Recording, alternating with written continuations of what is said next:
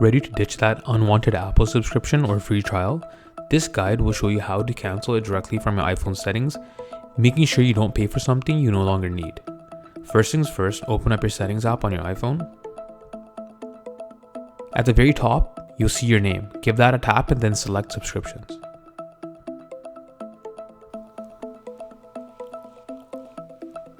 You'll see a clear list of all your active subscriptions right at the top, with any inactive ones following below.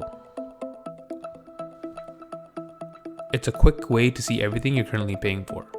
Before you cancel, know this: when you cancel a subscription, it doesn't just stop on your iPhone. It gets canceled across all your devices connected to your Apple account, and even for anyone in your family sharing group. This ensures you'll never get double charged or have a lingering subscription on another device. Found the subscription you want to cancel? Great. Tap on it.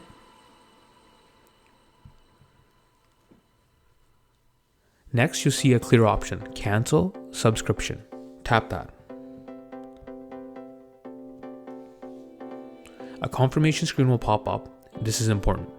It will tell you the exact expiration date of your subscription. Sometimes it cancels immediately.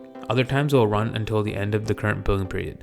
This screen also shows you other details like associated subscriptions or family access, depending on what you're canceling. Ready to make it official? Tap confirm to complete the cancellation.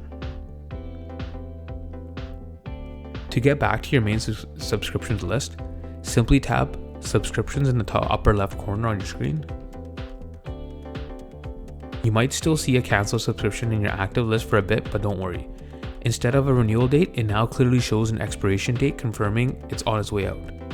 And that's it. Cancel, confirm, carefree. You successfully manage your subscriptions. Did you know you can create custom ringtones on your iPhone? Check out our full guide in this video.